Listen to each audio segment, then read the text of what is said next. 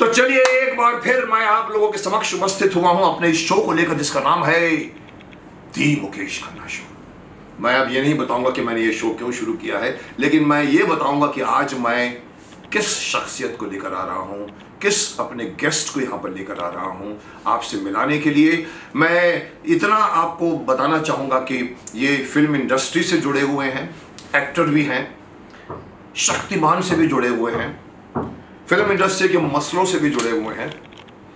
अगर आपको शक्तिमान याद है तो शक्तिमान का वो एपिसोड आपको बहुत याद होगा जो बहुत ही प्यारा बन गया था, जिसके अंदर स्टोन मैन आया था, जिसके अंदर क्रिसमस आया था, क्रिसमस आई थी और उसमें सेंटा क्लॉज आए थे। सेंटा क्लॉज, अब आपको याद आ गया होगा मैं किसकी बात कर रहा हूँ। वो जिन्होंने सेंटा क्लॉज का रोल किया था बहुत खूबसूरती से किया था और वो एपिसोड खूबसूरती से बना था, जिसको स्टोन मैन उठा लेता है। वो आप लोग, अब दिमाग आपकी घंटी खुल चुकी होगी। जी हाँ, मैं आज आप लोगों को मिलाने जा रहा हूं अनिल नागरथ जी से, जो अब सिर्फ एक्टर नहीं है, प्रोड्यूसर सिर्फ नहीं है, प्रोड्यूसरों के झगड़ों के बीच में न्यायाधीश बनना या उनको समझाना या उनको बीच में सुलह कराने की जगह पर कुर्सी पर बैठे हैं, इम्पा के सेक्रेटरी बनकर बैठे हुए हैं। मैं आज आपको उनसे मिलाने जा रहा हूं। तो चलिए मिलते हैं अनिल नागरथ जी से।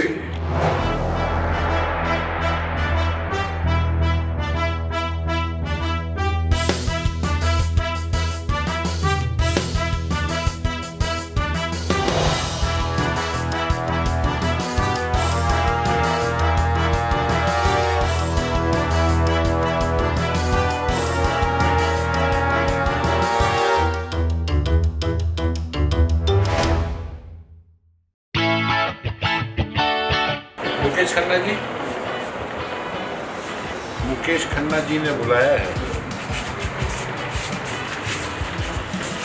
मजा आएगा।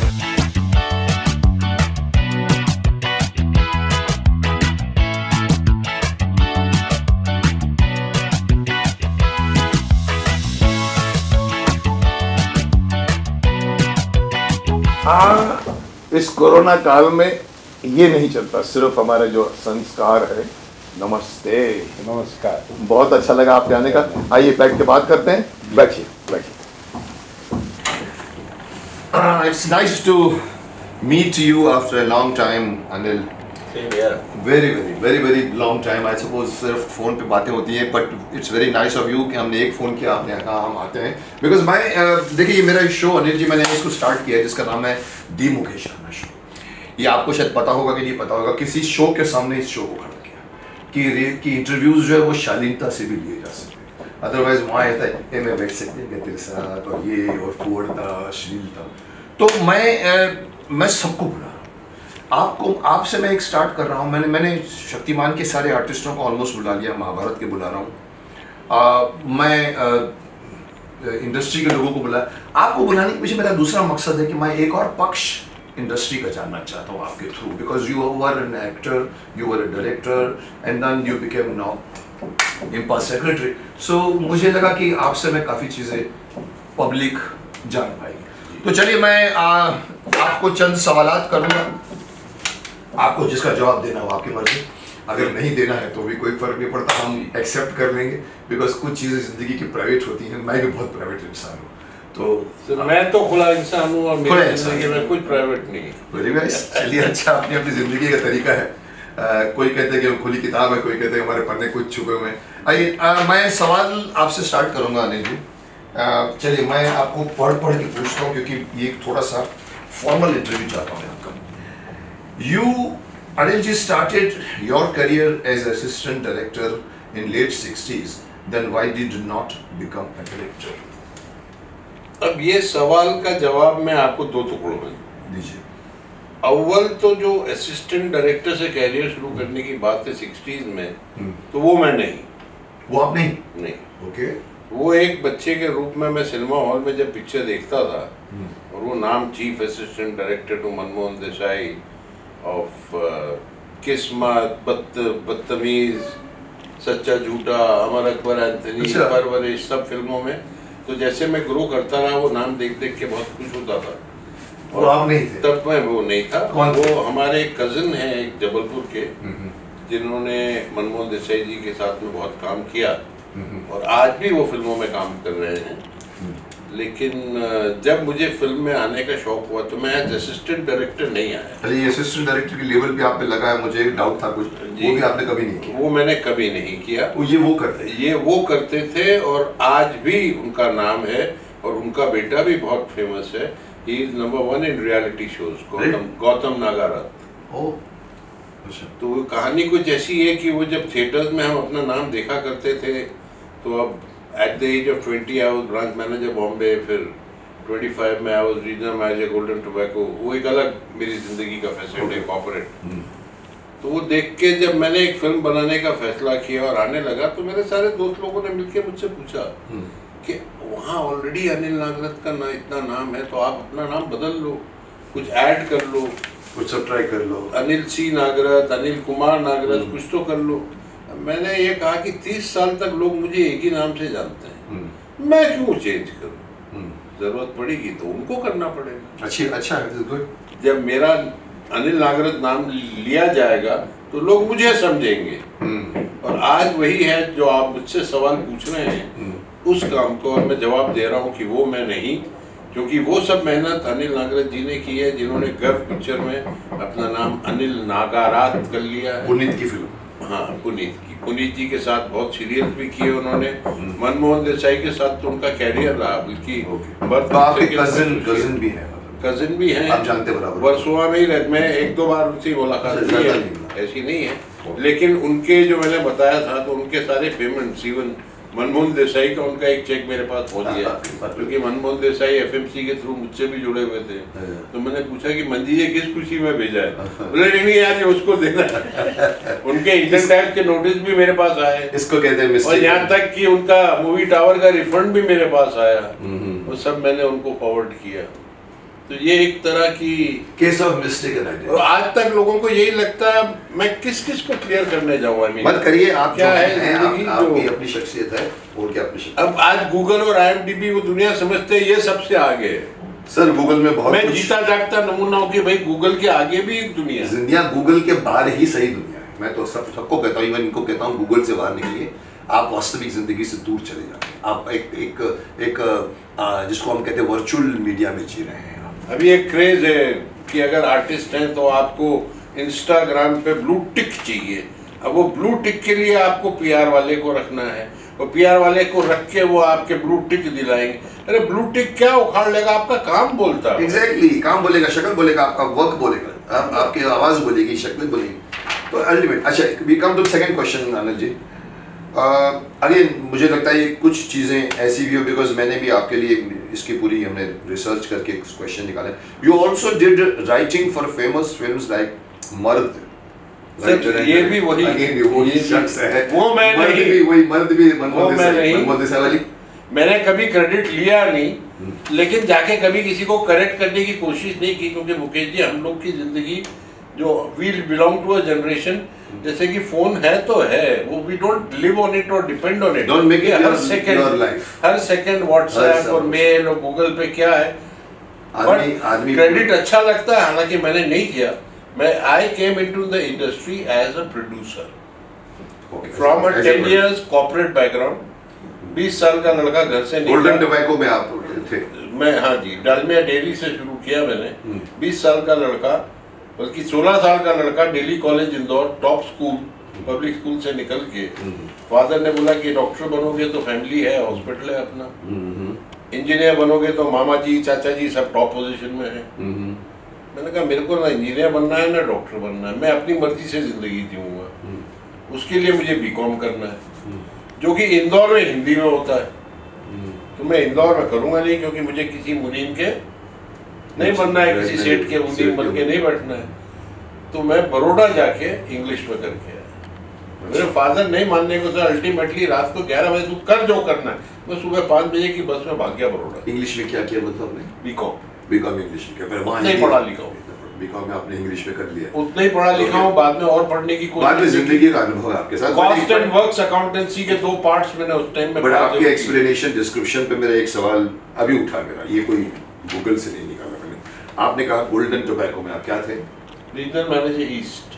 सिगरेट की आदत तो नहीं पड़ी वहां से, मैं ये सब जानना चाहता हूँ। जो सिगरेट की आदत बेचते वो नहीं छोड़ती, नहीं पीते। जैसे मैं डालमिया डेयरी में काम करता था तो मैं दही नहीं खाता, क्योंकि मैंने अपने सामने टैंकर दूध के भरे दही भर के कचरे में जाते हुए देखे। कई लोग कहते हैं जो मिठाई बेचता है वो खुद की मिठाई नहीं खाता। वो क्या है ना, बेसिकली आप देख के इतना वो हो जाते हैं कि मैं शुरुआत की थी सर, आपको ताज्जुब होगा कि मैं इंदौर का रहने वाला, अच्छी फैमिली, घर वर सब, out of the blue Bharatpur जैसी जगह जिसका मैंने नाम नहीं सुना था, जहाँ पर बर्ड सेंचुरी है। हाँ, वहाँ पे बर्ड सेंचुरी के बगल में, यानी शहर से 10-12 किलोमीटर दूर फैक्ट्री थी डालमिया डेयरी इंडस्ट्रीज की। Executive assistant to commercial manager वहाँ पे मैंने नौकरी की थी, 600 रुपये महीने, शुरू करते हुए 1973 में। Within 1 year, after going through all departments in Bharatpur and Delhi, I was promoted as branch manager, Dalmia Dairy Industries, Bombay, with office in Nariman Point and residence in Modern Road. मतलब काम में आपने interest लिया इस 20 साल की उम्र में आप इमेजिन करिए, राजधानी ट्रेन बॉम्बे में एंटर कर रही है, एक वो 20 साल का लौटा उतर रहा है, ब्रेकमैन से जाके अपनी मोटरसाइकिल राजदूत ली, कंपनी का आदमी आया हुआ है, उसने टैक्सी में सामान रखा, राजदूत में साथ में होटल, तो ताज के बगल में होटल, अच्छे होटल जो है साइड में रेडियो क्लब और उसके बीच में, तो वहाँ पे जाके आराम से हमने 10-12 दिन काटे, जब तक मैनेजर साहब खाली करके गए नहीं। अब देखिए, मैं यही बताना चाहता हूँ, हमारी industry is full of people जो या तो पढ़े लिखे होते हैं, जैसे सुशांत भी पढ़ा लिखा, मतलब even he gone up to NASA की पढ़ाई भी करना चाहता था वो, और कुछ लोग होते हैं जो हिंदी मीडियम स्कूल से निकलते हैं, मैं भी हिंदी मीडियम स्कूल का हूँ, मैं भी आपको बता दूँ, और कुछ लोग होते हैं जो 10वीं छोड़ देते हैं, कोई 8वीं छोड़ देता है, क्योंकि फिल्म लाइन एक ऐसी चीज़ है कि जहाँ लोग आते हैं गाँव कस्बों से, अब वो कभी तो जाके बन जाते हैं कैंटीन में बॉय बन जाते हैं। I think if I not wrong, you can correct, Ashok Mehta हमारे बहुत बड़े कैमरा मैन, बहुत बड़े कैमरा, सौदागर के कैमरा मैन, जिसकी कहानी मैंने आपको सुनाई। इवन जो चांदनी बाग बनाई थी, he also was a canteen boy। क्या नाम, कौन थे? मधुर भंडारकर। मधुर भंडार। देखिए, हमारे यहाँ पर कोई क्वालिफिकेशन नहीं है, कोई जात बिरादरी नहीं, you don't have to be something. Even Mrs कहता है कि प्रोड्यूसर के लिए भी कोई क्वालिफिकेशन नहीं, पैसा है आप प्रोड्यूसर बन जाइए, कोई पढ़ने की जरूरत नहीं, लिखने की जरूरत नहीं, यहाँ आदमी अनुभव से सीखता है।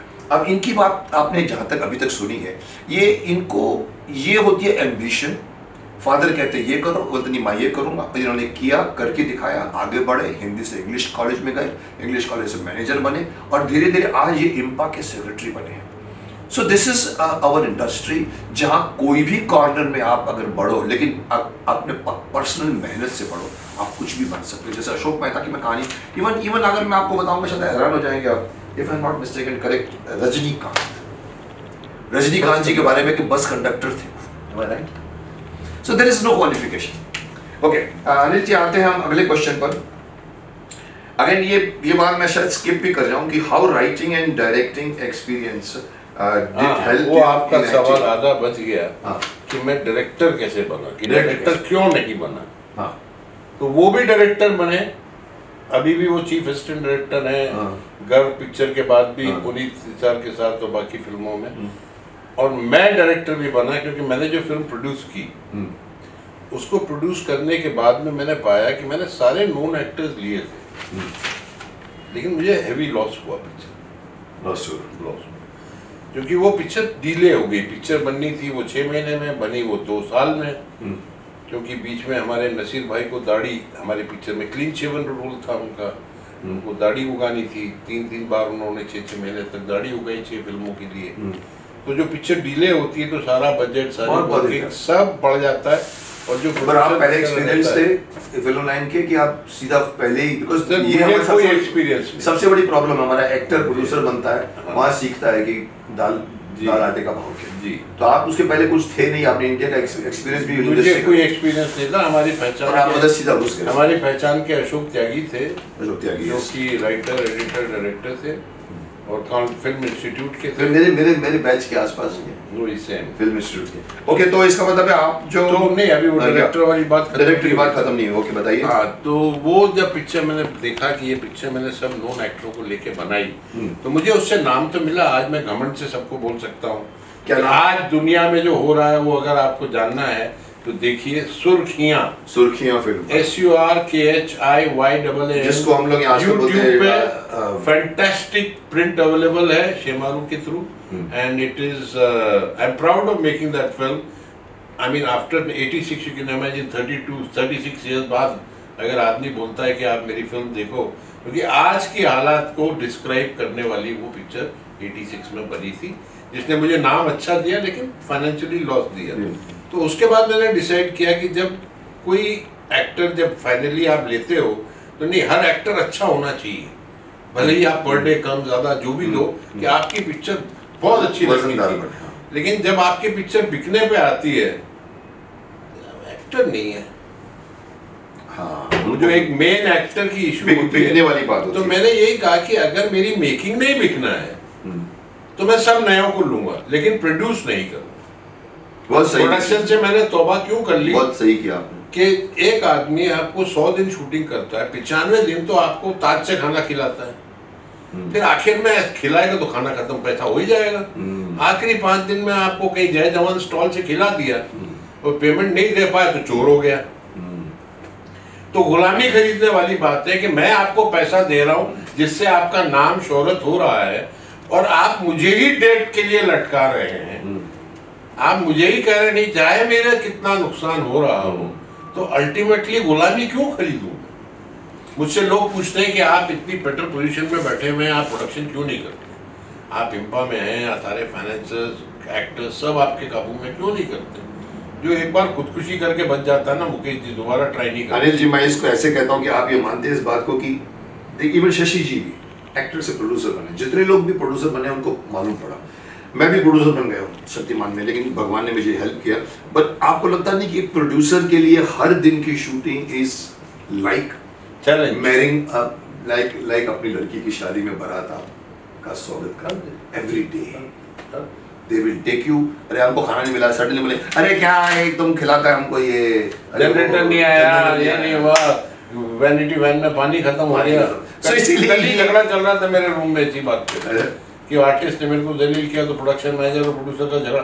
आई मीन ये तो बातें ऐसी हैं कि प्रोड्यूसर तो वो गधा है जो कि पैसे लगा के गुलामी खरीद के अपना नुकसान करता है। बहुत सही फरमाया। और जब नुकसान होने आता है ना, तब कोई उसकी मदद को कोई नहीं करता सर, कोई किसी का माई बाप। आप अपना घर बेचो जो बेचो। मैंने अपनी जो जमीनें अपने गोल्डन टोबैको और डालमिया डेयरी पीरियड में कमा के इंदौर में खरीदी थी, मुझे सब बेचनी पड़ी। एक मेरे दोस्त का ऐसा कर्ज था जिसका रिकॉर्ड ही नहीं था, उसने मेरे को जब जरूरत पड़ी पैसा दिया, कोई रिकॉर्ड नहीं, रसीद नहीं, कागज नहीं, पर उसको पैसा देने के लिए मैंने बॉम्बे में अपना बड़ा वाला घर देके बोला कि ये अभी मैंने जब खरीदा इतने का था, अभी इतना हो गया, इतना तुझे लेना है, तू लेके इतना मुझे दे दे, मैं सामने छोटा घर ले लूंगा। उसने कहा मैं आपको यमुनानगर में 2 छोटे इसी तरह के दिला देता हूँ जो आप सामने खरीद रहे हो। तो मैंने कहा वो नहीं लूंगा, यही लूंगा क्योंकि 10 साल में गुडविल कमाया है। जो भी आएगा अनिल नागरथ का है तो बोलना चाहिए सामने है। अनिल नागरथ 40061 लिख के आप भेज देंगे, मेरे घर डाक आ जाएगी। नॉट दैट कि वहाँ भेज दिया। वो मैं कोई गलत काम करके यहाँ से नहीं भाग रहा हूँ कि मुझे एड्रेस नहीं देना लोगों को। और उन दिनों तो कहाँ लोखंड वाला, कहाँ शास्त्री नगर, कहाँ यमुनानगर, कोई नहीं जानता था। तो मतलब ये है कि आपने संकट की घड़ी में भी अपना स्थान नहीं छोड़ा। नहीं छोड़ा। जो स्थान मैंने बनाया था, मैंने वहीं रहकर उनको तो पैसे चुकाए जिनके मेरे को देने थे, प्लस मैं ऐसा रेयर प्रोड्यूसर था जिसकी सेकंड पिक्चर बिना एक फ्रेम शूट हुए पंजाब और बॉम्बे के बाहर खरीद चुके थे। क्लोज हो गया पंजाब और खो गया था, उनको बुला के वापस पैसे दिए। वो आज तक याद करते हैं दिलसा एंटरप्राइजेस के वहाँ रिलीज नहीं हुई कि आज तक नहीं बनी नहीं ना पिक्चर दूसरी। अच्छा, पिक्चर नहीं बनी तो आपने पैसे लिए थे वापस? मैंने जो मेरी पहली पिक्चर की रिलीज के पहले मेरी दूसरी बिक गई थी, वो बनी नहीं तो आपने पैसे लौटाए? वो बनी नहीं तो मैंने, वो जो डिस्ट्रीब्यूटर आज भी बोलते हैं कि आप उन बहुत ही कम प्रोड्यूसर्स में से हो, वरना हम लोग पीछा करते करते केस करते रहते हैं, पैसा नहीं, कोई नहीं लौटा, कोई नहीं लौटा। आप बहुत कम में हो। तो मेरे को आज भी मतलब वही प्यार वही इज्जत है। और क्यों प्रोड्यूसर फ्रेंड नहीं बनना? कि पैसे देके गुलामी नहीं खरीदना भाई। अनिल जी ये बात और इस दौरान मैंने कहा जब बड़े स्टार्स नहीं बिकते तो मैंने नए एक्टर्स के साथ फिल्म बनाऊंगा। दूसरी मैंने एक अपनी कास्टिंग के लिए एक टैलेंट बैंक खोला जिसमें मैं नए एक्टर्स को टेस्ट करता था। ऑडिशन यहाँ भी किया मैंने, इंदौर में भी किया। और इंदौर में मैंने एक टीवी सीरीज प्लान की, but just for my like जब मैं बॉम्बे में फिल्म बनाने आया उसके पहले दार्जिलिंग, नेपाल, सिक्किम जो मेरा एरिया था वहाँ पे मैंने वीडियो कैमरा लेके VHS पे फिल्म शूट करके विदाउट स्टोरी, फिर एडिटिंग पे VHS to VHS एडिटिंग की, VHS to VHS dubbing, mixing and sound, वो सब मैंने किया। उसके बाद फिल्म बनाने आया था। तो वो डायरेक्शन का तो बैकग्राउंड था ही। तो एक असली हीरे नाम के कि एक जवान आया, उसका हाथ कटा हुआ है, देखता गांव में सब बुड्ढे बुड्ढे हैं, बाकी का जवान शहर में गए हुए हैं, शहर जाके उनको ढूंढता तो सब इलीगल एक्टिविटीज में है, उनको जमा करके मीटिंग करके बोले गांव में सोना गड़ा हुआ है, वो लाके वहाँ कराता है। वो एक मैंने प्लान किया और सब नए लोगों को उसमें कास्ट किया और इंदौर में शूट करने का प्लान किया। जाने के कुछ दिन पहले मेरे पास सुर्खियाँ देखे हुए एक हमारे प्रोड्यूसर दीपक जोशी औरंगाबाद के इंडस्ट्री, वो आ गए। उन्होंने ये बोला कि मैं चाहता हूँ कि आप मेरी पिक्चर डायरेक्ट करें। मैंने कहा डायरेक्ट तो आप कराना चाहते हैं लेकिन क्या? आपने बोले नहीं, मैं आपसे मिला हूँ, जानता हूँ। तो खैर हम लोग खंडाला गए, हमने एक 6 दिन में 1 लाइन स्क्रिप्ट बनाई। ये रेयर केस हो रहा था कि एक प्रोड्यूसर जिसने फिल्म प्रोड्यूस की हो उसको कोई बाहर का प्रोड्यूसर डायरेक्टर ले रहा है। आप भी याद कर लो अपने कैरियर में, ऐसा नहीं मिलेगा आपको कि किसी प्रोड्यूसर को कोई बाहर का प्रोड्यूसर आके डायरेक्टर ले रहा है। प्रोड्यूसर, हाँ। तो हमने 6 दिन में वो स्क्रिप्ट फाइनल की, सारे कैरेक्टर्स आइडेंटिफाई हो गए। फिर मैं ये अपनी असली हीरे की शूटिंग के लिए निकल गया। उसमें मेरा कोई रोल नहीं था सर। हमने वही इंदौर में सिलेक्ट किए थे, राकेश परमार करके मेरे असिस्टेंट हुआ करते थे। तो हम लोगों को शूट करना था एक सीक्वेंस, एक डॉन की रिक्वायरमेंट थी। बहुत अच्छा फार्म हाउस था, सीढ़ियाँ वीडिया, और उसमें डॉन डोबरमैन के साथ उतर रहा है। नीचे 4 उसके गैंगस्टर्स खड़े हैं जो उनमें से एक गांव वाला है। तो उसको एक पकड़ के एक आदमी का मर्डर डॉन करता है, जो यूजुअल हम लोगों का स्टैंडर्ड सीन है। तो अब वो जब मैं स्टेयरकेस से उतरना शुरू किया, एक टैक्सी आके फ्रेम के बाहर आके रुकी। मैंने नोटिस किया एक टैक्सी रुकी, दीपक जोशी वहाँ लैंड किए। अच्छा, वो उसी वक्त उतरा। मैं नीचे उतरा हूँ, अब डोबरमैन कुत्ता, पठानी, ऊपर टोपी, अब क्या हुआ, एक्टर मिल नहीं रहा था। तो राकेश ने मुझे कहा अनिल जी सब कुछ है, आप लग भी रहे हो यार, आप बढ़िया ग्रीन पठानी पहने हो, सिर पर टोपी है, वो कुत्ता आपके भाई का ही है, तो कुत्ता भी आपके साथ कंफर्टेबल है। तो वो मैंने किया। तब दीपक जोशी ने देखा, बोला आप मेरा डॉन। वैसे मेरा एक्टिंग शुरू हुआ, वहीं से शुरू हुआ। आज की ताकत में मैं मेन विलन का रोल किया और पिक्चर डायरेक्ट की। मेरा सवाल नेक्स्ट एक्टिंग पर ही है। You had acted in more than 600 films. Which movie or which scenes is close to your self, your heart? आपने इतनी फिल्में की, हर एक्टर का कोई ना कोई एक होता है। जैसे मेरे लिए महाभारत है, शक्तिमान है। आपके लिए कौन सी फिल्म और कौन सा रोल कुछ याद है? मुझे सबसे ज़्यादा मज़ा, क्योंकि रोल तो हर रोल में मज़ा आता है। आप इस काम को कर नहीं सकते जब तक इस काम से मोहब्बत नहीं करते हो।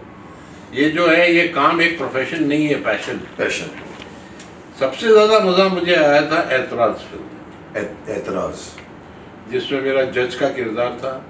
पूरी स्टोरी कोर्ट के आसपास। एंड मैं जिंदगी में कम से कम 150 जज के रोल किए होंगे, तो 1-2 दिन में निपट जाते हैं।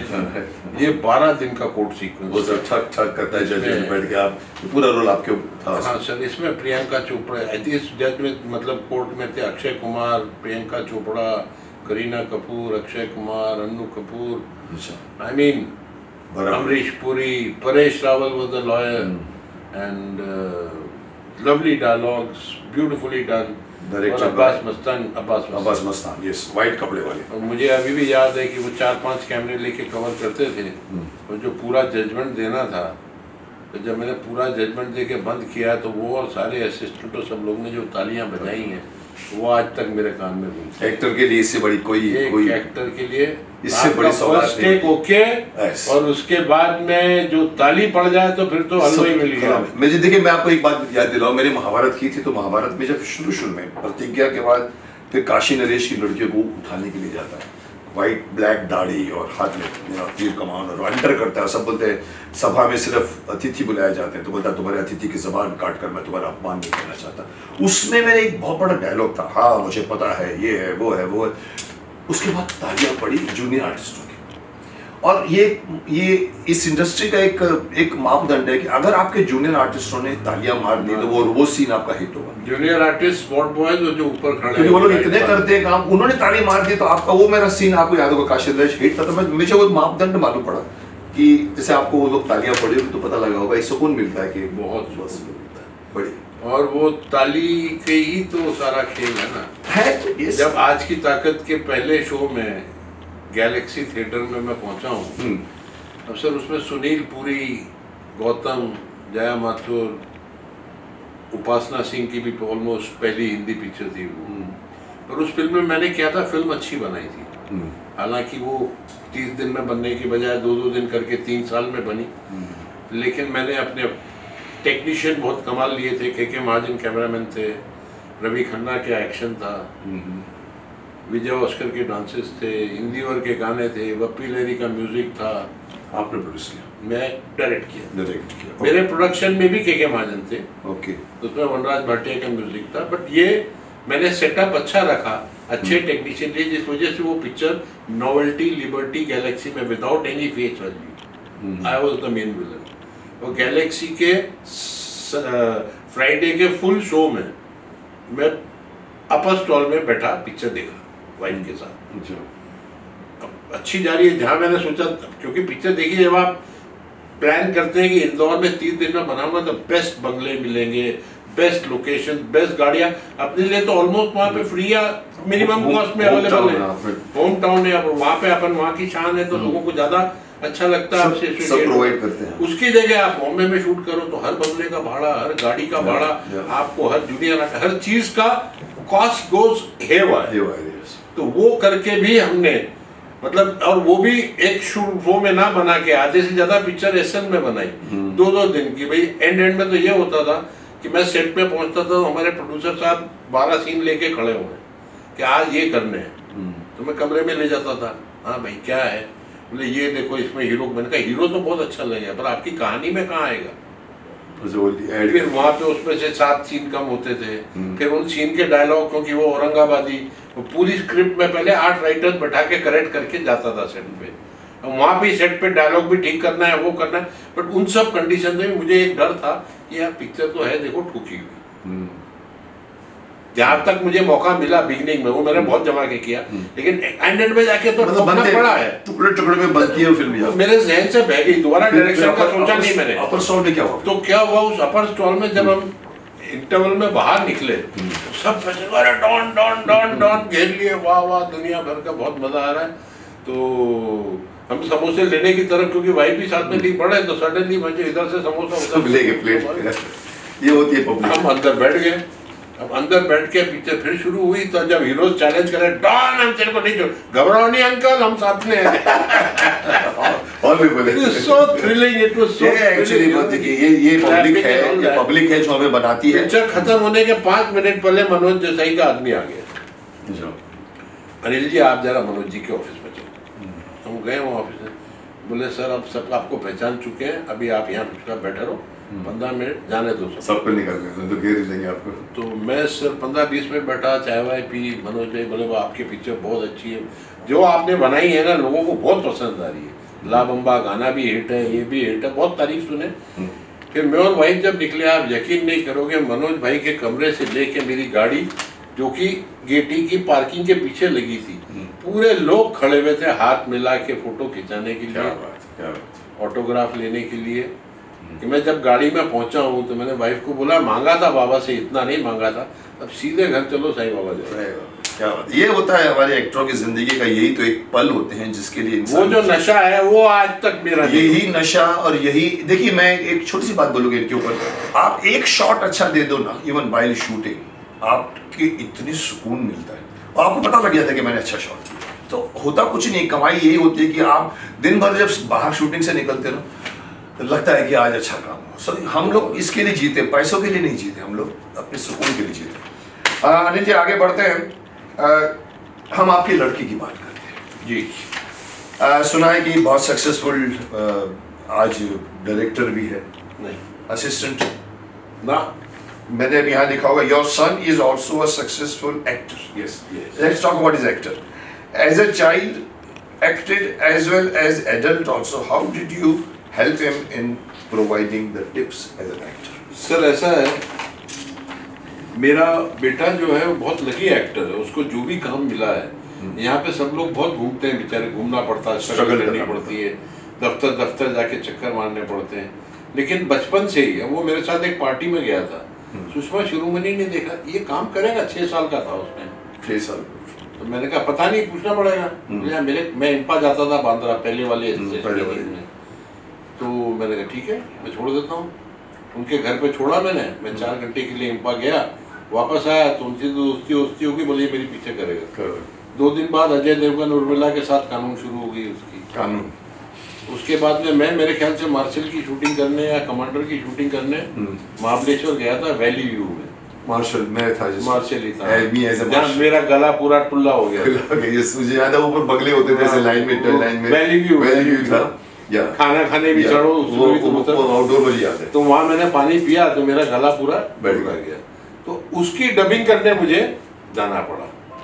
तो वहाँ डबिंग में हेमंत भाई अधिकारी ब्रदर्स के बैठे हुए, ये जनाब क्यों थे वहाँ कि इनका हाथ फ्रैक्चर हो गया था, तो स्कूल से इनको एग्जाम की छुट्टी मिल गई थी, तो वो मेरे साथ ही रहते थे। तो वही 6 साढ़े 6 साल के था उस टाइम कानून के साथ की।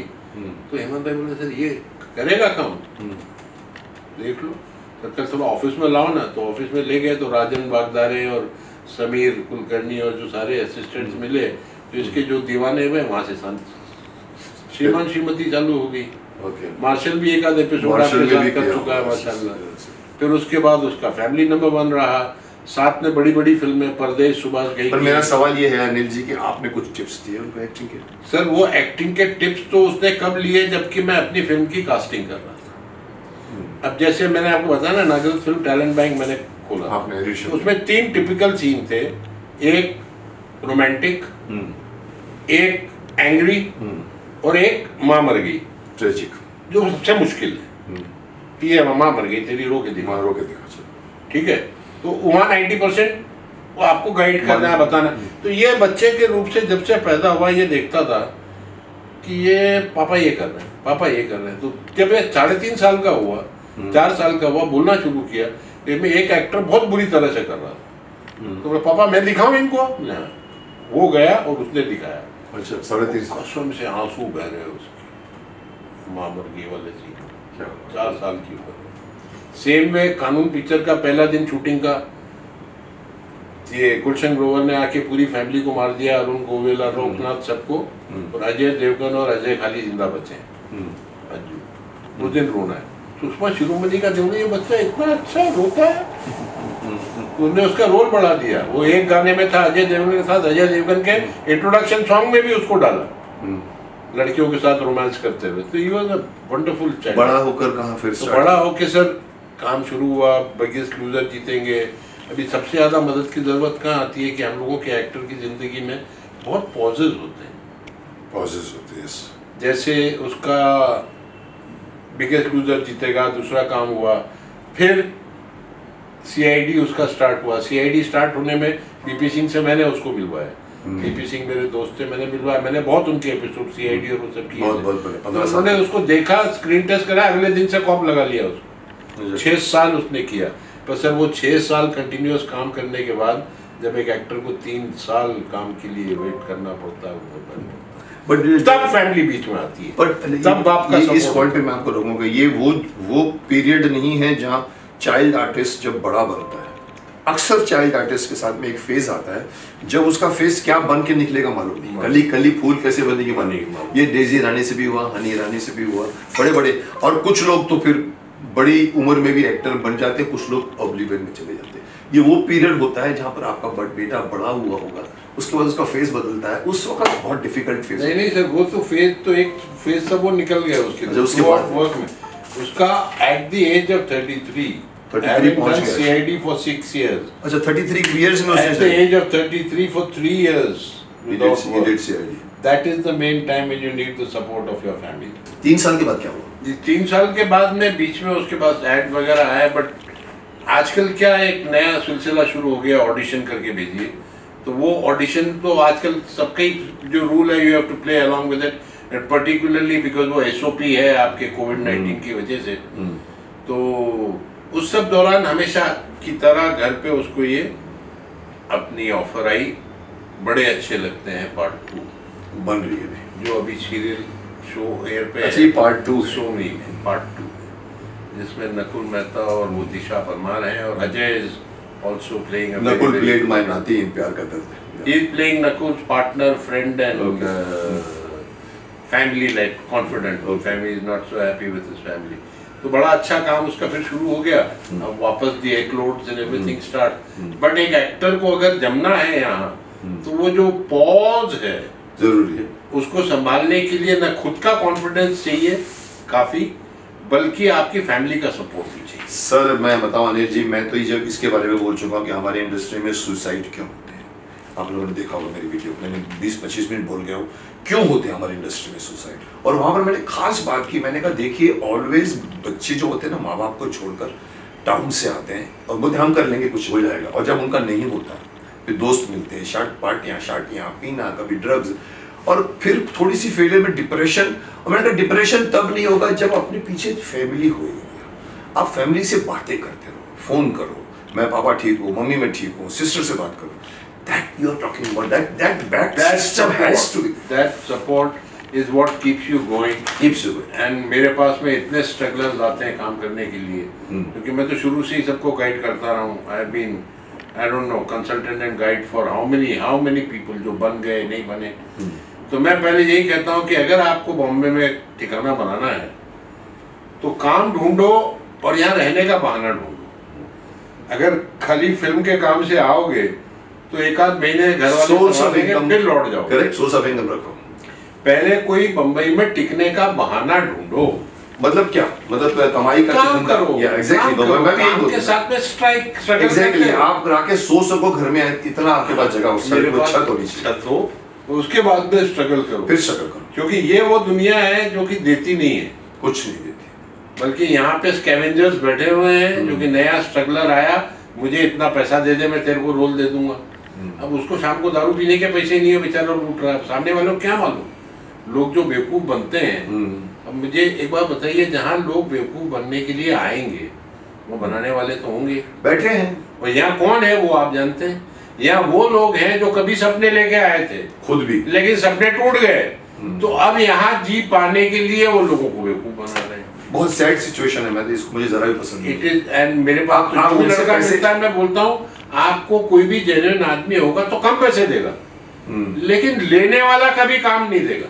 नहीं देगा, और लेते भी कितना है, वो उनसे लेता है जिनको बेचारे को तकलीफ है। मुझे कभी कभी हैरानी होती है कि ऐसे से बैठे जो जिसके पास लाखों रुपए होते हैं, लेकिन लेते हैं उनको बेचारे के पास 100, 200, 400, 1000। हमारे यहाँ कितनी एक्टिंग एकेडमी है, कितनी डजनों है ना। मैं एक खोलने जा रहा था एक स्टेज पे, जब मैंने आपको बताया मैंने अपनी कास्टिंग के लिए टैलेंट बैंक खोला था, तो मैंने नागरिक फिल्म एकेडमी भी सोची थी, और पूरे उसके प्रोस्पेक्टस और सिलेबस और सब बना लिया था।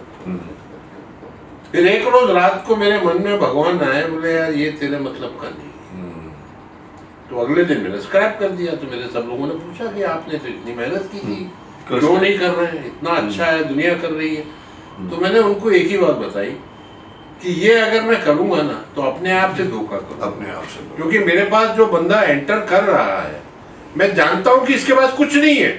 बहुत सही बात बताई। हमारे आजकल ये जिंदगी भर कॉलेज में पढ़ता रहेगा एक्टिंग का, लेकिन कुछ नहीं, पर्सनैलिटी नहीं है। आजकल ऐसे लोग एडमिट हो जाते हैं, आप में कुछ है ही नहीं सर। ऐसे ही लोगों को एडमिट करना पड़ता है, कैसे हैं और तेरे को नहीं मिलेगा ना, बाकी फीस मिल दे रहा है, बस इतना पूछते हैं। जो कुछ बनने लायक है वो पैसा लेगा। सर ये बात हमारी फिल्म इंस्टीट्यूट में 10 लड़के 10 लड़कियां पूरे हिंदुस्तान से चूज किए जाते थे। That was real audition. आज ये आज मैंने भी खोला सर, आपने बंद कर दिया। मैंने तो अपना शक्तिमान इंस्टीट्यूट ऑफ एक्टिंग अभी मेरी बॉम्बे में शुरू हुई, 4 टाउन में, मतलब इंडिया में हो चुकी। बट मेरा यही बोलना है कि फर्क क्या आ गया है। मैं ऑडिशन लेके बैठता हूँ और देखता रहता हूँ, फिर मुझे लगता है कि क्यों एक्टर बनना चाहता है। मैं हमेशा कहता एक्टर बनने के लिए पहले मिरर में देखो, मैं हूँ अच्छा, मैं 100 के बीच में खड़ा हूँ। लेकिन सर यहाँ पर आते हैं वो डायलॉग सुन के आते हैं, अमिताभ बच्चन यहाँ पर लिखा हुआ था या ये करके आते हैं, और कभी सलमान की कॉपी। मैं उनको पूछता हूँ कि सर उसको तो रिजेक्ट कर देंगे डेफिनेटली, बट नहीं करते बिकॉज इंस्टीट्यूट चल रहा है। तो मेरा पता क्या सवाल होता है, बहुत स्टूपिड है बात, मुझे भी पसंद नहीं है बट करनी पड़ती है। रोशन तनेजा सर मेरे साथ बैठे रहते थे, मैंने फर्स्ट इंस्टीट्यूट पढ़ी थी इन जयपुर में। पैसे हैं फीस के? हाँ सर, वो फादर मदर मान जाएंगे? अक्सर लोग पूछे बगैर आते हैं और वो डन करके जाते हैं। मैंने कहा जब ठीक है, मुझे मालूम है उनको ए देता हूँ या प्लस ए माइनस ए या plus B minus B plus C minus C, मुझे मालूम है, लेकिन फीस देने को तैयार है। अल्टीमेटली फंसते वाले उधर ही है कि मदर फादर बोलते बैठ नहीं दे देगा फीस। सो अल्टीमेटली वो टैलेंट जो आप बोलते थे ना इंस्टीट्यूट के टाइम पे, सर वही इसीलिए मैंने वो प्लान ड्रॉप कर दिया। आप कर रहे हैं, ऑनेस्टी नहीं, इट इज लाइक मुझे लोग पूछते हैं कि आप लीगल कंसल्टेंट हैं। ये भी मेरी लाइफ का एक बहुत बड़ा फैसेट है कि मैं लीगल कंसल्टेंट हूँ, being a BCom not LLB. आप लीगल कंसल्टेंट हैं, लॉयर हैं आप? तो नहीं, मैं लॉयर नहीं हूँ। अब सर बताइए मेरे को एक बात करते हैं, let us come to your current position. You are a Impa's secretary, correct? Yes sir. And आप ऐसे ही बन गए कि उसकी भी स्ट्रगल थी? सर ये कहानी शुरू होती है मेरी फिल्म की रिलीज के बाद, इम्पा की। मैं इम्पा की एक एजीएम में जाके मैंने अपने जो view as an experiences as a producer बताए थे, तो मुझे कमेटी में कॉप्ट किया गया, फिर सेक्रेटरी बनाया गया। तो मैंने बताया कि कॉर्पोरेट मैनेजमेंट से किस तरह इम्पा का काम रिवोल्यूशनाइज हो सकता है। चारों एसोसिएशन एक आ गई, फिल्म मेकर कंबाइन बन गई। लेकिन फिर वहाँ पे क्या होता है, हर जगह वेस्टेड इंटरेस्ट होते हैं। उन्होंने बोला आप एक्टिंग नहीं कर सकते यहाँ रहते हुए, your acting is misuse of IMPPA chair. तो मैंने कहा मिसयूज ऑफ इम्पा चेयर, तो I am not come here, I am doing you a favour. मैं छोड़ दिया, मैं एक्टिंग किया। तो उतने में वो सारा एफएमसी का डिमाइज हो गया। और दूसरी जो एसोसिएशन थी AMP TPP, but now it is IFTPC, association of motion picture and TV producers, now it is India film and TV producers council. तो वो बन रही थी, उसमें वो मुझे जबरदस्ती लाए सारे प्रोड्यूसर। मैं तो नहीं करना चाहता था, पर अगर काम करना है फिल्मों में तो उन्हीं के साथ करना पड़ता था। तो मैं आया 10 साल में, उसको बहुत बड़ा बना दिया। फिर उनको तकलीफ हुई, बोले आप रिजाइन कर दो। मैंने कहा अपॉइंटमेंट लेटर ही नहीं दिया, मैं तो अपनी जिंदगी जीने आया हूँ इधर। मैंने छोड़ा, मैंने नागरथ कंसल्टेंट शुरू कर दिया, अपना लीगल कंसल्टेंट कंपनी, जिसमें I have a panel of lawyers. You cannot do without lawyers in today's world. I've got a panel of lawyers, but I'm not a lawyer, as I said. No, but you should but gather the lawyers. वो legal consultant करने के बाद 2-3 साल बाद इम्पा मेरे पास वापस आई, क्या आप हमें फिर ज्वाइन कीजिए। खुद आई? हाँ खुद आई, मैं गया, मैंने ज्वाइन किया। 5 साल वापस इतिहास बदलने लग गया ऊपर नीचे। फिर एक साहब जाके कि ये नागरथ कंसल्टेंट के लिए इम्पा की चेयर को मिसयूज कर रहे हैं, नागरथ कंसल्टेंट्स के लिए। तो मैंने कहा आप अपनी चेयर रखिए, संभालिए, मैं नहीं हूँ यहाँ पे, छोड़ा है।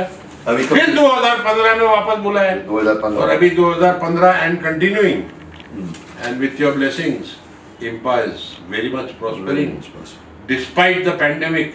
और पैंडेमिक में IMPPA is the only producers association जिसने अपने मेंबरों को 51 लाख रुपीज डिस्ट्रीब्यूट किए to get through that day. 9,000 help किया सब लोगों को, सबको गूगल फॉर्म भेजा। लोन दिया या हेल्प पीरियड, नो लोन, वापस करना नहीं। Good, it's a good sign. And वो इम्पा वेलफेयर ट्रस्ट से हमने दिया, आपके दुआओं से। इम्पा ने कमा के 51 लाख दिया था, 60 वापस भर दिए। किसने? इम्पा ने, इम्पा वेलफेयर ट्रस्ट में वापस भर दिया, जिनको दिया। इससे 51 जो हमने डिस्ट्रीब्यूट करवाया था मेंबर्स के बीच में 9,000 करके directly into their bank account. We used to send them a Google form, they used to fill it up. Google form के थ्रू सबके बैंक अकाउंट में पैसा जाता था। 3 बार किया था, इस साल भी 2021 में भी 1 बार किया। तो इम्पा में हम अभी ये सिचुएशन में we are like a quasi judicial authority, जहाँ हर तरह के डिस्प्यूट, प्रॉब्लम, कुछ भी आप लेके आइए। As far as I know, for IMPPA everything is possible. Anil ji, एक बात मैं जैसे मैं आपको कह रहा हूँ कि मैं एक्टर तो हूँ ही, मेरी जिंदगी में एक्टर बनने के लिए इंस्टीट्यूट भी गया था और मैं एक्टर ही रहना चाहता था, बट बाय डिफॉल्ट मैं प्रोड्यूसर बन गया। शक्तिमान मेरे दर्शक जानते हैं, मैं पूरी कहानी सुना चुका हूँ। इम्पा में मैं एज ए प्रोड्यूसर रजिस्टर्ड हूँ, क्योंकि आपका मेरा सिग्नेचर भी है मेरे कार्ड के ऊपर।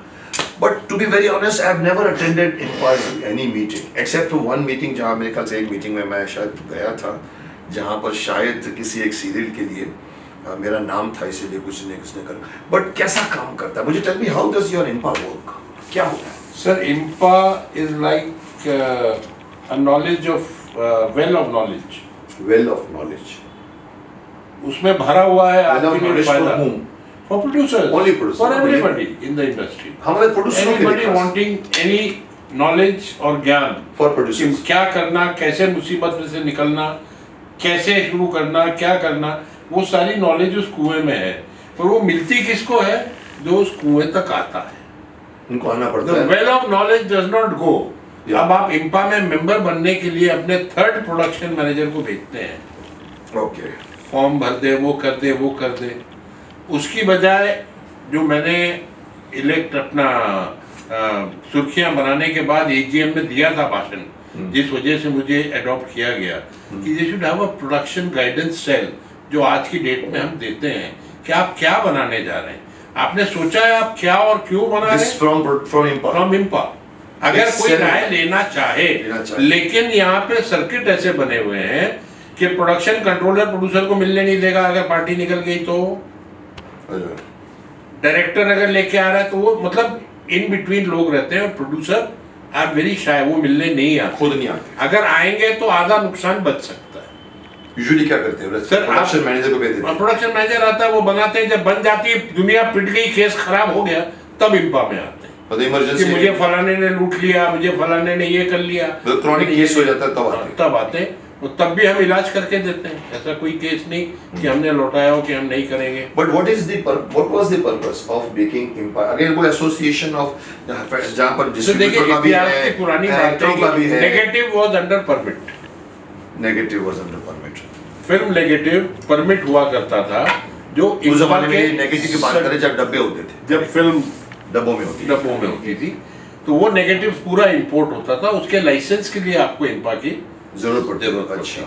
अभी आपको सेंसर सर्टिफिकेट अगर चाहिए तो आपको जरूरत है, you have to be impa, और अगर आपको टाइटल रजिस्टर करना है तो आपको इंपा की जरूरत है। ऐसी 4 एसोसिएशंस हैं, but IMPPA is the largest and और प्रोड्यूसर्स एसोसिएशन है इसके साथ। इंपा 1937 से है, बाकी सब अलग अलग स्टेजेस पे। कौन से नाम है? जैसे फिल्म प्रोड्यूसर्स गिल्ड है, फिल्म प्रोड्यूसर्स गिल्ड है, okay. Then you have Indian film and TV producers council उर्फ AMPPTP, जो मैंने आपको बताया, जो मेरा एक पैदा किया हुआ पौधा है। Then we have a western India film, वो भी है, which is for the smaller producers, okay. cheaper. Impa is there for all producers. 1937 से। मतलब उस जमाने में जो बड़े-बड़े फिल्म प्रोड्यूसर्स होते थे, जैसे हाउसेस होते थे, They are all been our presidents, महबूब अशोक कुमार, गिरिराज कपूर, दिलीप कुमार, महबूब खान, सब KRC प्रेसिडेंट रह चुके हैं, इंपा के president list read like V Shantaram ले चुके हैं। और ये जितने प्रोडक्शन, जितने बड़े-बड़े स्टूडियोज होते थे, फिल्मालय स्टूडियो, फिल्मिस्तान, ये सब इनके सब यही से शुरू हुए थे। वो बाद में गिल्ड अलग हुई, गिल्ड अलग हुई, फिर AMPPTP अलग हुई। वेस्टर्न इंडिया तो शुरू से ही आपस में फुअर कजन आप लोगों के बीच फ्रिक्शन होता है। सर वो चारों एक हो गए थे जब मैं पहली इनिंग्स इंपा में खेला। चार बता रहे थे, ये चार वो चारों एक हो गए थे जब मैं इंपा में पहली बार था, 87 से लेके 92 तक। ओके। तब FMC बहुत strong, film maker combine was running. I mean artist 2 shift करेगा नहीं करेगा नॉट अलाउड। 6 फिल्में 8 हीरो को अलाउड है, बाकी वेटिंग लिस्ट में जाना पड़ेगा। बिकॉज वो एक टाइम था जब एक आर्टिस्ट 6-6, 5-5 शिफ्ट करता था।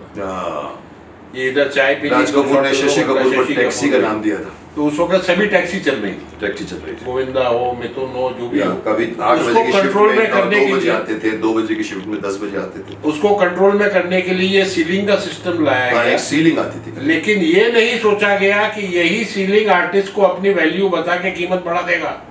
आर्टिस्ट ने उसको यूज किया अपने फायदे के लिए। ऑब्वियसली अगर आर्टिस्ट के पास पहले कोई आता था कि मैं आपका अपना हूँ, जानने वाला हूँ, मेरे को बनाना है, आप ओके कर दो तो मेरा प्रोजेक्ट खड़ा हो जाएगा, हफ्ते में कर देता था। लेकिन सीलिंग लग गई, बोले नहीं अब तो मैं यही कर सकता हूँ, तो इतना माल लाएगा तो करूँगा, प्राइस बढ़ाते फिर करते आउट ऑफ जाके किया लोगों ने, फिर सीलिंग ही खत्म हो गई। हाँ, सीलिंग तो भी खत्म हो गई। अभी तो लोग 40-40 फिल्में कर लेते हैं। एक दिलीप कुमार होते थे, मैं बार बार बोलता हूँ कि 1 साल में 1 फिल्म 2 फिल्म करते थे, पर अभी तो सारी इक्वेशन चेंज है। जो नए लोग आ रहे हैं, आप नए सीरियल्स के एग्रीमेंट पढ़ लो, नई फिल्मों के एग्रीमेंट पढ़ लो, तो 3-3 फिल्म के एग्रीमेंट कर रहे हैं, वो कर रहे हैं। खाली यही है कि उनको समझाते हैं आप जो भी लिख लो, अगर आपने सही नई व्यवहार किया और नई आर्टिस्ट को अपनी तरह रखा, क्योंकि आर्टिस्ट वो घोड़ा है जो आपको जिताता है।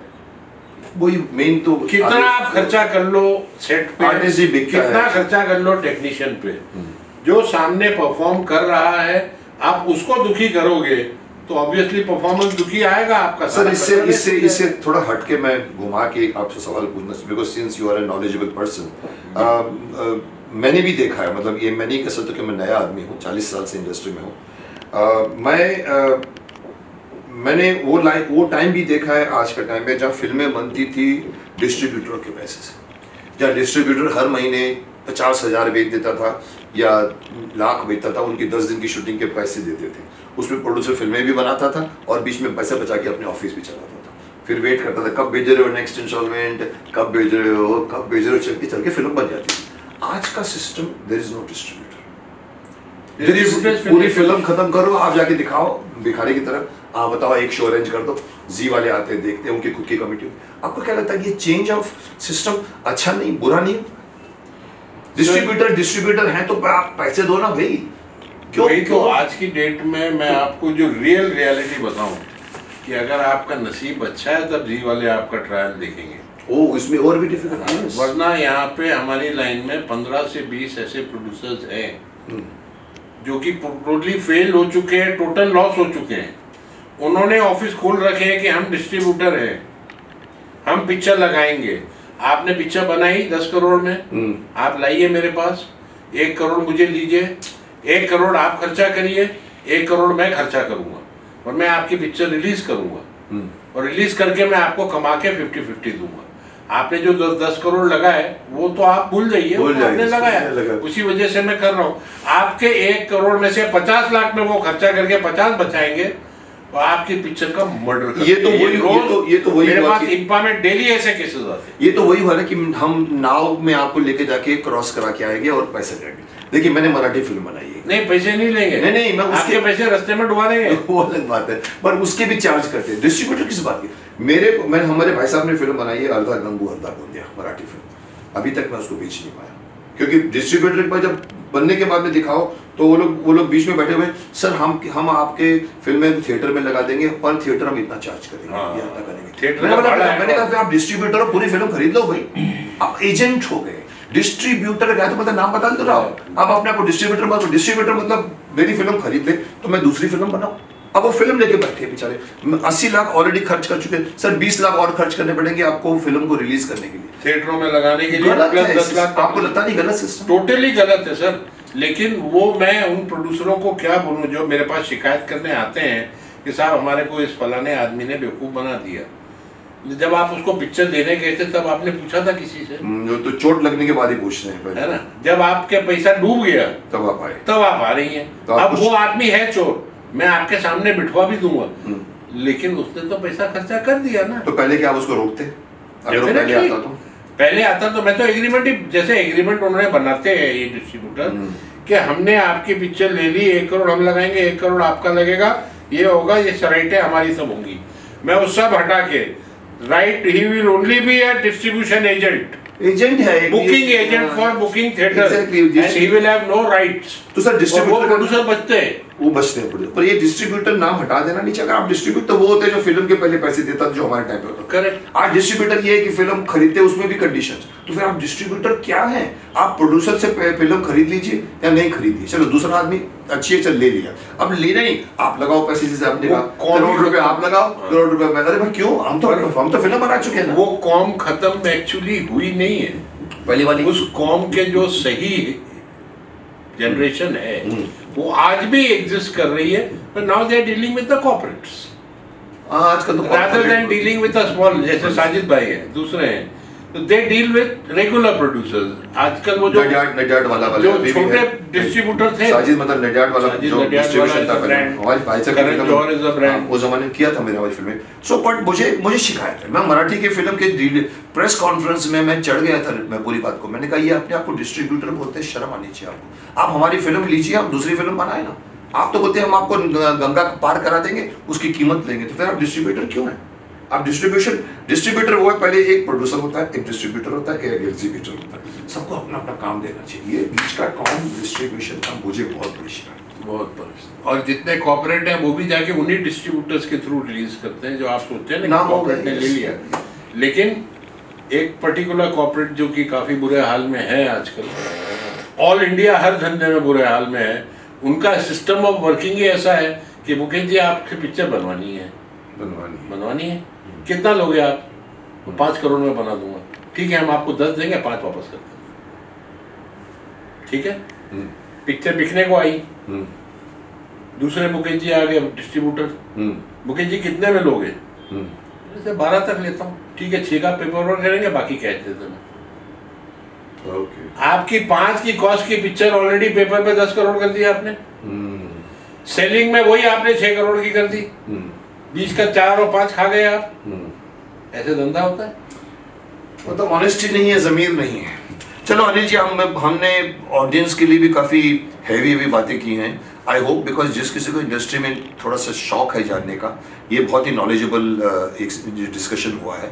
आपको पता लगेगा कि यहाँ पर दाल रोटी चावल का क्या दाम है, यहाँ पर मेहनत कितनी होती है। आप सिर्फ 3 घंटे की फिल्म देखते हैं, गाना आपको लगता है अच्छा नहीं है, आप फास्ट फॉरवर्ड कर देते हो, जिसके ऊपर कम से कम 15 दिन लगे होते शूट करने के लिए, और लाखों रुपए के सेट होते हैं, बट आपको पसंद नहीं है, फास्ट फॉरवर्ड कर देते हो। वो फिल्म इंडस्ट्री में मैं चाहता था थोड़ा बहुत आपको मैं नॉलेज दूं, जो अनिल नागरत्न जी ने बहुत अच्छी तरह से दिया है। Let us make this topic, this discussion little light by telling you my Santa Claus.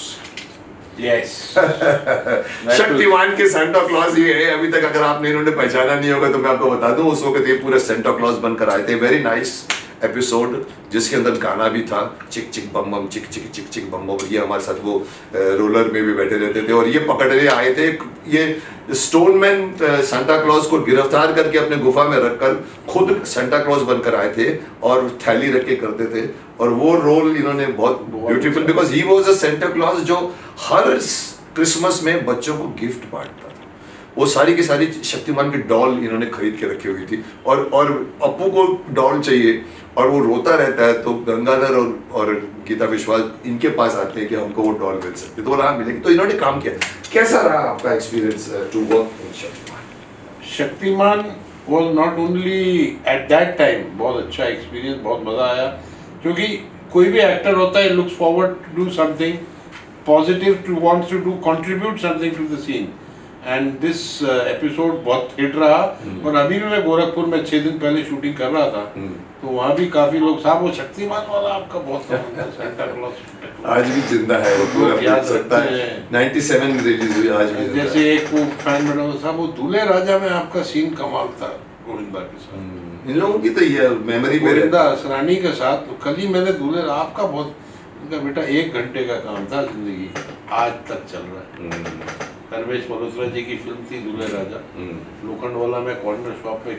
Shaktimaan तो हमने 3-4 दिन शूट किया था, हमने यहाँ ये चांदीवली में भी किया, चांदीवली में किया, वो अपना फैंटेसी लैंड में भी। और मैं आपको बता दूं, ये शायद आपको नहीं मालूम होगा, पब्लिक को तो मालूम है, आप ही के एपिसोड में शक्तिमान की हीरोइन चेंज हुई थी। कुछ हुआ था लफड़ा, वो किट्टू किटवानी पहले पार्टी में, याद है आप लोग डांस वांस करते, आप बन के आते हो स्टोनमैन। उसके बाद जब फैंटेसी लैंड में शूट हुआ ना, नहीं आई। तो मैं बता चुका हूँ, मैं छुपाने की कोई मतलब मैं हीरोइन के खिलाफ में नहीं हूँ, बट शी सडनली फेल्ट कि दिनकर जानी को मेरे डायरेक्टर बोली, Dinkar this is not my cup of T. उसने शांति वांति कर चुकी थी, मुझे भागना पड़ता है। अरे भाई आप शक्तिमान करोगे तो भागना ही पड़ेगा। तो वो 2 दिन तो आई, तीसरे दिन मुझे मंड में थी वो रात के शूटिंग में, और वो कॉस्टली प्लेस जहाँ पर मैंने बुक किया था पूरा फैंटेसी लैंड, और उसमें नहीं आई। तो उसी में वहीं पर एक और लड़की मिल गई हम लोगों को, गीता वैष्णवी, जो बड़ी शिद्दत से काम किया है उन्होंने, जिनको मैं अभी तक ये शिकायत है हमारे। लेकिन इतनी क्रिसमस आई कि सांता क्लॉज फिर नहीं आया सर, वो बनते बनते इतना आगे बढ़ गए हम लोग, तो वो हमने फिर वैष्णवी को लिया उसमें, और हमने पूरी काम। तो आपके यहाँ पर बदलाव आया था, पार्टी वहाँ बदली गई। सो टेल मी अनिल, जाते जाते मैं 2 चीजें आपसे पूछना चाहूंगा, या इनफैक्ट मैं आपको कहना चाहूंगा, आपके पास 2 ऑडियंस हैं।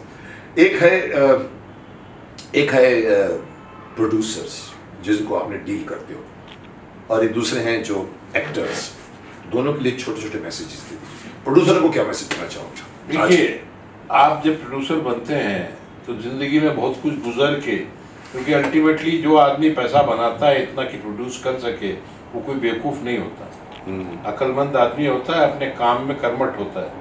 उसको ये सोचना चाहिए कि मैं क्या और क्यों बना, तो अपने आप को पूछना चाहिए। जिस दिन इन बातों का सवाल मिल जाए कि क्या बना रहा हूँ और क्यों बना रहा हूँ, सिर्फ इसलिए कि मुझे फिल्म बनानी है, पैसा है, बना देनी है, नहीं, कोई there has to be some reason और logic why people will come and see that film. Why they will come and so first अपने आप को कन्विंस करिए, फिर आइए। और रही बात स्ट्रगलिंग एक्टर्स के लिए, तो भैया आसमान बहुत बड़ा है, लेकिन तारा बनने के लिए डगर बहुत कठिन है, बहुत मुश्किल है। सबसे पहले तो आप में कुछ एक्स्ट्रॉर्डनरी क्वालिटी होनी चाहिए, हाइट, फिजिक, फेस, सम एक्स्ट्रॉर्डनरी क्वालिटी जो कि आपको पब्लिक से अलग करे। 100 आदमी की भीड़ में आप खड़े हैं, कैमरा वापस आए, अगर कैमरा वापस आएगा तो आपको मौका है, क्योंकि 100 आदमी तो हर जगह मिल जाते हैं। अगर आप में वो है तो आइए, मेहनत कीजिए, बम्बई में रहने का बहाना ढूंढिए, आपका भी नसीब खुलेगा, सबको मिलता है, आपको भी मिलेगा। सर ये बात आपकी, मैं फिरोज खान को लेकर जिसकी आप तारीफ भी बहुत कर रहे थे, खान साहब के साथ काम करने में मजा आता है। फिरोज खान जब मैंने यलगार की थी, उनका बाप बना था, एक बात अच्छी सी कही थी, बोला मुकेश, आई वाज हैंडसम, खुद बोले मैं I am handsome, I used to stand in 100 की क्राउड में and you could say that was Feroz, that is Feroz. So in a way he defined the way you said. आप अपने आप को सोचिए कि 100 की क्राउड में अगर मैं खड़ा हूं, नोटिसेबल हूं, आप अगली से अगली हो, या आप खूबसूरत से खूबसूरत हो, लेकिन हो आप अगर 1 ऑफ द 100 में गए। हालांकि आजकल टीवी ने पूरा मीडियम चेंज कर दिया है, नेक्स्ट डोर में रहने वाला शक्ल सूरत ना भी हो तो भी आपकी वो बहन भी बन सकती है, आपके नेबर भी बन सकती है, बहुत रोल हो गया। But film, I am talking about film medium की रिक्वायरमेंट होती है लार्जर देन लाइफ, आपके पर्सोना होना चाहिए। सो मैं खान साहब की ये बात बता रहा था, बहुत सही इन्होंने कहा है कि आपको अपने आप को मिरर में देखकर ये पहले अपने आप को ऑनेस्टली पूछना चाहिएगा कि क्या मेरे को लोग देखेंगे। Be very honest with yourself, because it's a tremendously struggling की लाइन है, कॉम्पिटिटिव लाइन है। इसमें आपको आज तो बढ़ गया है, टेलीविजन ने तो इनफ्लो इतना बढ़ा दिया है। उस हमारे ज़माने में जब हम फिल्मों के एक्टर होते थे, फिर भी बटे होते थे, आते थे कई लोग। यहाँ तो पता लगा हर जगह पे आपको कौन सा वर्ड यूज़ किया, स्कैवेंजर बैठे हुए नए लोग आते हैं, शाम को काम दिलाते हैं। अभी यहाँ पर सब कुछ कमीशन से होता है। पर इसलिए बताऊँ, आइए, बहुत ब्यूटीफुल लाइन है, लेकिन थोड़ा सा ऑनेस्ट होकर आइए कि क्या मैं एक्टर लगूंगा। जैसे फिरोज खान साहब बोलते थे, सर 100 के बीच में मुकेश वो फिरोज है, कोई बोल सकता था। ऐसी पर्सनैलिटी सबकी जैसे होती तो नहीं है, इस तब भगवान की gifted. But so Anil ji, let us, because हमारी बात 2-3 अलग अलग आयामों में थी, इसलिए बढ़ते बढ़ते बहुत बड़ी हो गई। मैं कंक्लूड करना चाहूँगा इस एपिसोड को यहाँ पर। बहुत अच्छा नॉलेज दिया इन्होंने, एक्टर के लिए भी, प्रोड्यूसर के लिए भी, और प्रोड्यूसर के कंसल्टेंट के लिए भी। जैसे इन्होंने कंसल्टेंट खोली है इम्पा के बारे में, जो मैं भी नहीं जानता था, मुझे भी मालूम करना था। इम्पा में होते हुए प्रोड्यूसर, मैं इम्पा में नहीं गया हूँ कभी, इसीलिए कि शायद झगड़े नहीं हुए मेरे, क्योंकि आपकी इम्पा में वही लोग आते हैं जो झगड़े करके आते हैं। नॉट नेसेसरली, बाकी भी अगर आपको स्क्रीनिंग करनी है अपनी फिल्म की, तो बाहर 20,000 खर्चा करने के बजाय 7,000 में यू कैन स्क्रीन। सर कौन आता है, नहीं आता। सब फिल्म में इतने स्टार्ट करने में बस सिकंदर होते हैं, बना लेंगे, आगे फंसते तो बोलते हैं फंसते। सर मेरे पास आपको ताज्जुब होगा, मैं 2 से 4 बजे तक इम्पा में बैठता हूँ, and I really have a free moment. या तो कोई ना कोई आया हुआ है, या टेलीफोन पे है, या चालू है, सामने मीटिंग चल रही है, या डिस्प्यूट किसी का है, उसको पैसे लेने हैं, किसी को देने हैं, उनका डिस्प्यूट है, या किसी का लीगल ये सब सॉल्व करते रहते, तो वो सब करने में बहुत सुकून और चैन मिलता है। That is what my real peace of mind is. अच्छा, because you are besides acting, next 6 days in Gorakhpur now, they were like anathema to me. I've got new blood in my body. या यहीं से तो हम सीखते हैं। But देखिए Anil ji, again वही बात पे आऊँगा जो आपने कही शुरू में, कि आपके अगर आपने खुद की इंटरेस्ट का काम किया हो, आपकी जगह पे पहुंचने के लिए मैं नहीं जाऊँगा। मुझे नहीं चाहिए इन लोगों के झगड़ों में कैसे निपटाऊँ, अंदर से निकलना चाहिए, आपके अंदर से निकलना। So nice Anil ji, nice of you to come here and मैंने आपसे पूछा, आपने फटाक से कहा मैं आना चाहता हूँ और आप आए, और मैंने भी आपका it is always been a pleasure to meet you Mukesh ji. Sir भगवान की दया है, लोग मुझसे बोल के यही बोलते हैं, और मैं भी बहुत कम जाता हूँ पार्टियों में, मैं कम छोड़िए मैं जाता ही नहीं हूँ, इसलिए मेरे को पुराने ज़माने के लोगों को बुलाना पड़ता है। जैसे इनको मैंने बुलाया, कहाँ सेंटा क्लॉज में काम किया था, और मुझे अच्छा लगता है इन लोगों के एक्सपीरियंसेस पे, तो ये लोग फील्ड पर है और मैं फील्ड से बाहर शक्तिमान बन के बोलूं या मुकेश खन्ना बन के, मैं दूर से देखता हूं और अपने वीडियो में कुछ न कुछ बोल देता हूं कि क्या हो रहा है, क्या हो रहा है, ड्रग्स ये वो। So nice of you to come here, and मैं चाहूंगा कि पब्लिक अगर कुछ और क्वेश्चंस भी अगर इनके दिमाग में रह गए हों जो अनिल जी से पूछना चाहे, तो अगली बार बुलाऊंगा, तो अगली बार आपको आना पड़ेगा। My pleasure sir, always. So ये थे हमारे आज की हस्ती, आज की बहुत बड़े एक आयाम को लेकर, बहुत बड़े डिफरेंट एंगल्स को लेकर ये हमारे मेहमान, हमारे गेस्ट। और मैंने आपको ये नहीं कि मैं सिर्फ शक्तिमान तक जुड़ा हुआ हूँ, महाभारत भी मेरे साथ है, शक्तिमान भी मेरे साथ है, फिल्म इंडस्ट्री भी मेरे साथ है, पॉलिटिशियंस भी मेरे साथ है, मैंने बहुत कैंपेन की है बीजेपी के लिए। सो मैं धीरे धीरे मैं डॉक्टरों के साथ भी जुड़ा हुआ हूँ। कहीं ना कहीं मैं चाहूँगा कि मेरे इस MK शो में हर तरह के, हर फील्ड के लोग आएँ, और ये एक शुरुआत है। मैं अभी डायरेक्टरों को बुलाना चाहूँगा जिनके साथ मैं काम कर चुका हूँ। सुभाष घई जी ने तो मेरे बारे में, आपके शो के बारे में, हमारे शो के बारे में काफ़ी अच्छी बात कहे गए हैं। उनको मैंने कंक्लूड करने के लिए कहा था कि सौदागर कैसे बनी, 3 एपिसोड मैंने बोले, मैंने कहा इसको बंद सिर्फ सुभाष घई जी कर सकते हैं। कि तो सुभाष जी को मैंने 3 एपिसोड भेजे, उन्होंने देखे, उन्होंने बहुत लाइक किया, और आपने देखा उनका 4-7-8 मिनट का मैसेज बहुत अच्छा दिया उन्होंने। Thanks Subhash ji for that. मैं धीरे धीरे अपने साथ काम किए डायरेक्टरों को बुलाना चाहूँगा, जिसमें अनिल शर्मा जी भी हो सकते हैं, इंदु रानी भी हो सकते हैं, डडू सिप्पी हो सकते हैं जो मेरे साथ सौगंध बनाई थी जिन्होंने। So wait, yes, beautiful. अभी I don't know where is he, but I am going to call him. So wait for my next episode. किसको लाऊंगा मुझे नहीं मालूम, लाऊंगा जरूर, वेट कीजिए।